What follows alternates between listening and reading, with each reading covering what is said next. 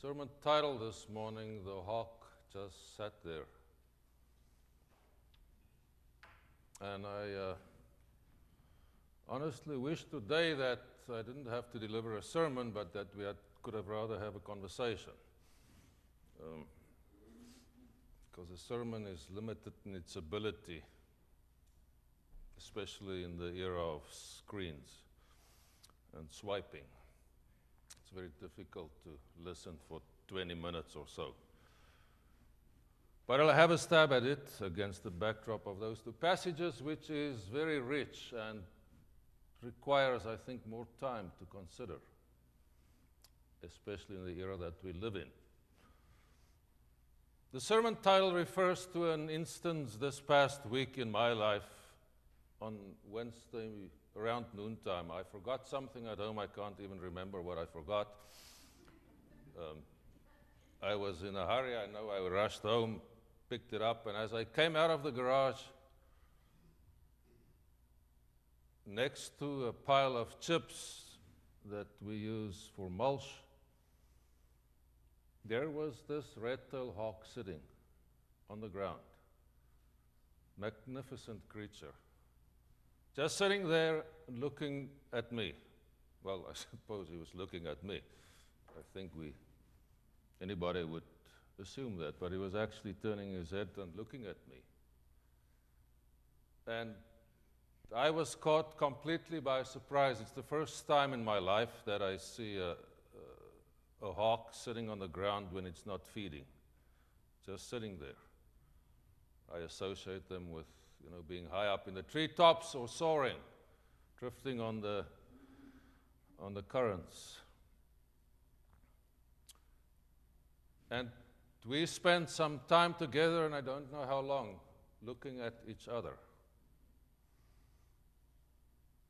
And I was first concerned that it may be ill, but it looked in fairly good condition as far as I could see, about 4 yards away. And many thoughts went through my head. And it was a strange experience, but also almost a sacred experience for me. Being so close to an animal that is normally far off, but also, I think, experiencing something that most of us have experienced in some time, or at some stage, or some event, an instance in our lives. When we encounter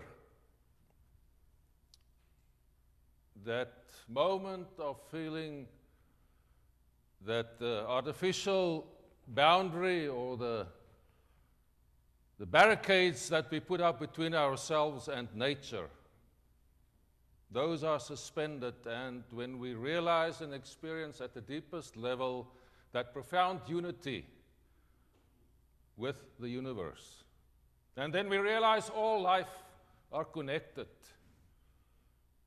and that we all share the same deep consciousness that I believe is present in and through all life.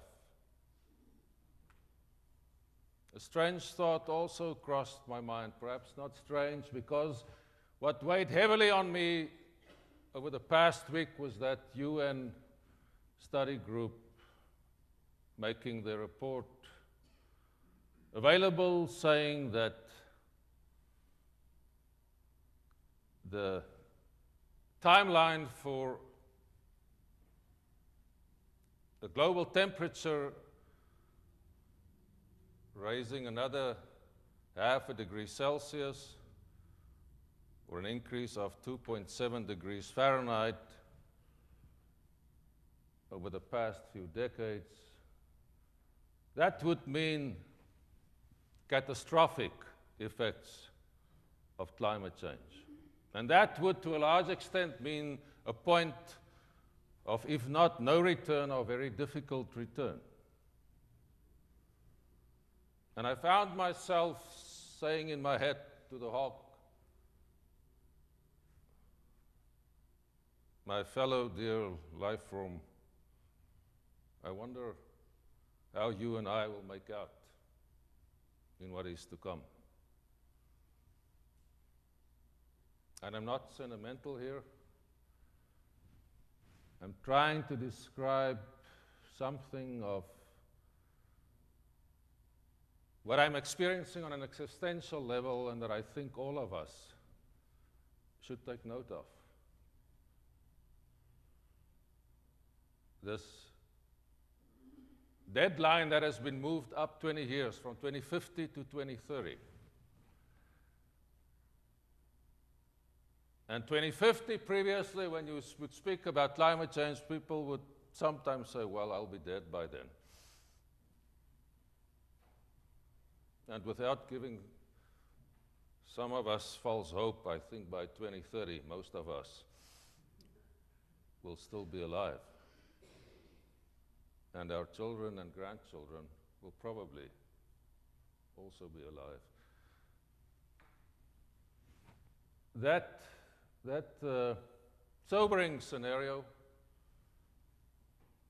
that is part of our reality that we are dealing with and that we have to deal with, and will increasingly present itself more firmly in our living of every day,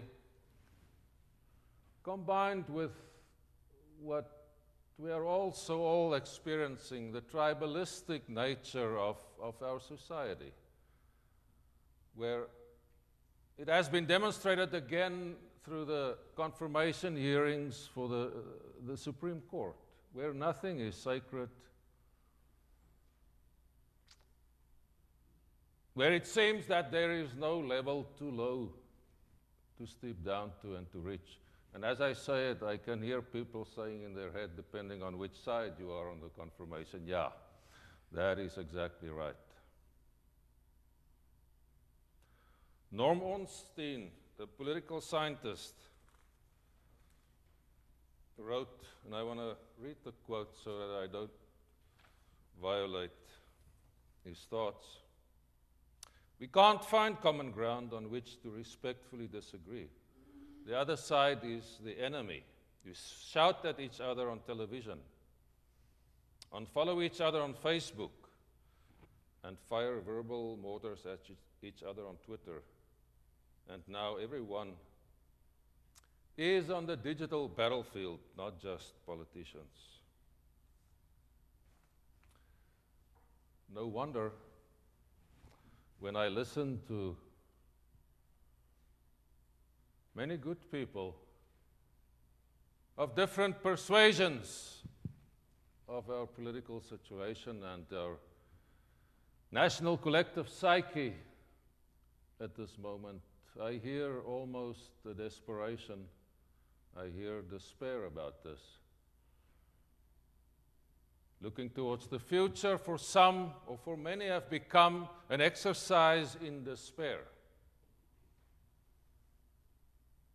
Hoping, from a theological or religious perspective, almost for an apocalyptic divine intervention, that the end should come, and it should come violently and suddenly, and it should be preferred to this rolling catastrophe that we are witnessing and experiencing. Almost a feeling of we can't stand it any longer. We have had enough of it. And a feeling of hopelessness and the inability to be in charge of your destiny. As powerful forces unfold and influence us, I think is part of most people's life these days. The words of Jesus came to me that I remembered, I don't know why. Over the past week, these words, "Do not be afraid, little flock." And I was thinking of this little flock. Do not be afraid, little flock, but I fear for the little flock, our little flock that I'm part of. I fear for us, for our ability to be able to withstand the onslaught of what goes on in the bigger picture. And I fear for our ability to do so even more with the pressure cooker of climate change being introduced as a variable or as the determining context actually for us going into the future. And I fear especially for the little flock when there are so many good things happening. When we have somehow demonstrated our ability, as we saw at the fair recently, for us to work together and to do good things together, for us to be able to continue a civil conversation in a respectful manner, no matter where we find ourselves on the political spectrum. I see it more here than anywhere else. But I fear for the little flock going forward.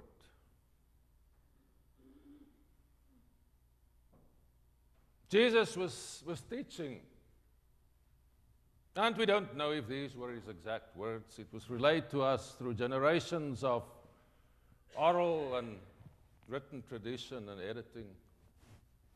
And we read it in the works of the Gospel of Mark and the Gospel of Luke.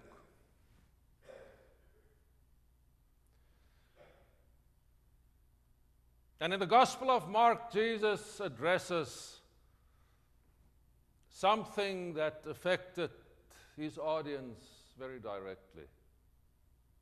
And it was probably a little flock. We sometimes have this idea that Jesus drew stadiums full of people. You know, this crowd taking over a city. Come, Jesus is in town, let's go and listen to him. Selling tickets, and you can see people tailgating there in the ancient fashion. I think it was unlike that. His message was often not a popular one, and sometimes a very difficult one to understand.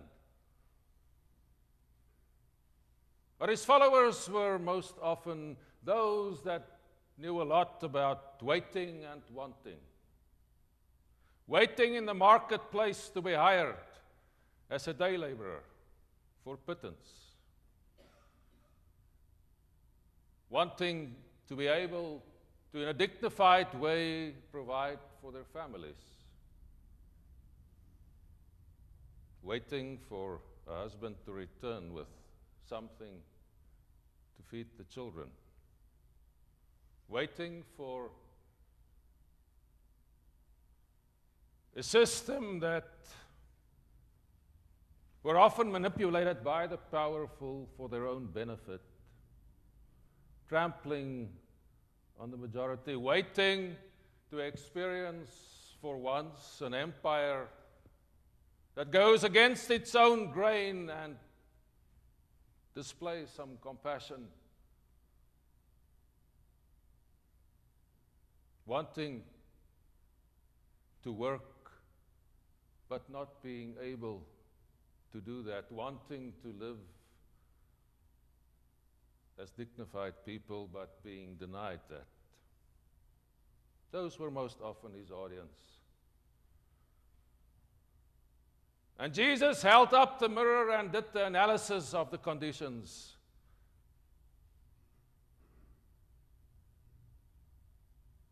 Saying the kingdom of God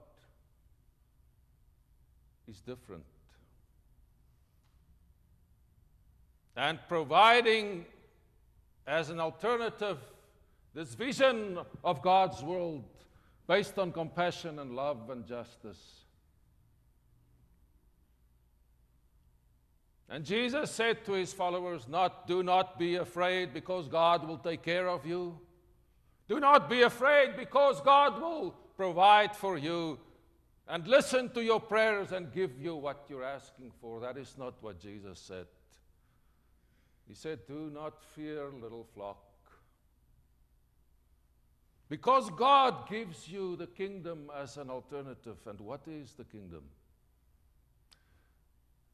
That world that springs to life in us and that flows through us into the world and into communities, into a community like this,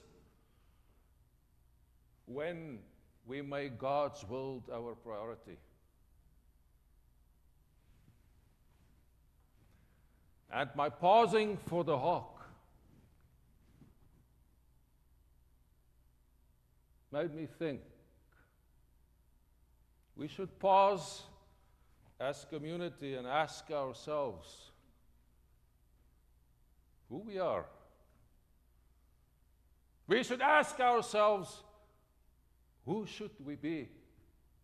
We should ask ourselves, who might we become? We should ask ourselves, what should we therefore do?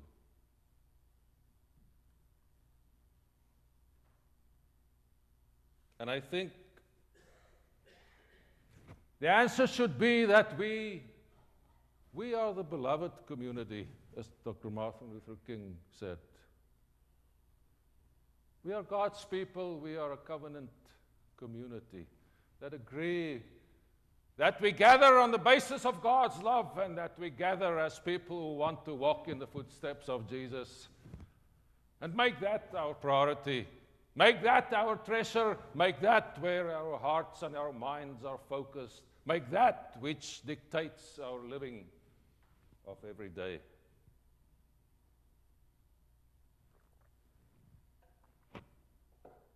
And therefore, as God's beloved people, no matter what goes on in the bigger context, we should look upon each other with love. Because we are the beloved community, because we claim to walk in Jesus' love.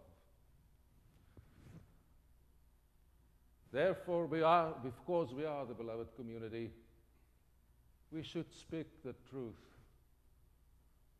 to each other and about each other. Therefore, because we are the beloved community, we should embrace what Jesus taught us. Living in the kingdom precludes a self-centered life. Living in the kingdom opens yourself to God's Spirit, and it opens yourself to the people around you and to the world.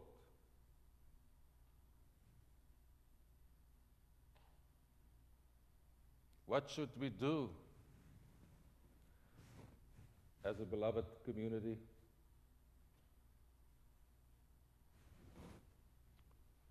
Walk forward, not in despair.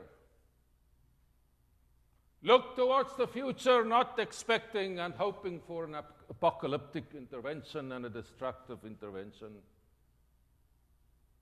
Not despairing, saying, we can't do anything about anything anymore. It is beyond our control.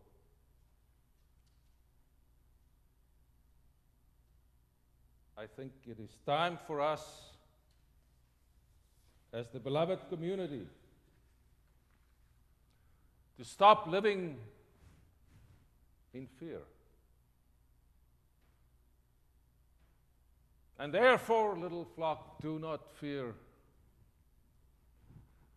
but look towards the future with hope,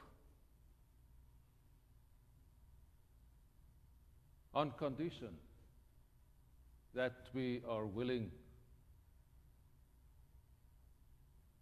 to obey the code of conduct that we find in the teachings of Jesus. We can also call it the Great Commandment. Make God's love your priority, what your love is about, and demonstrate that in your living of every day. That is the kingdom in us that needs to grow and develop and find expression every moment, individually and collectively.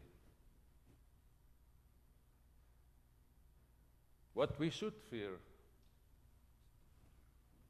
is not taking the great commandment seriously. What we should fear is thinking that we can be together on any other basis. What we should fear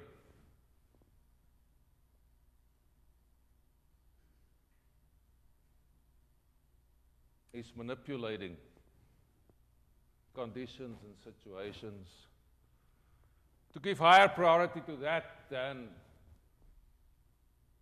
to an honest commitment to the love of God.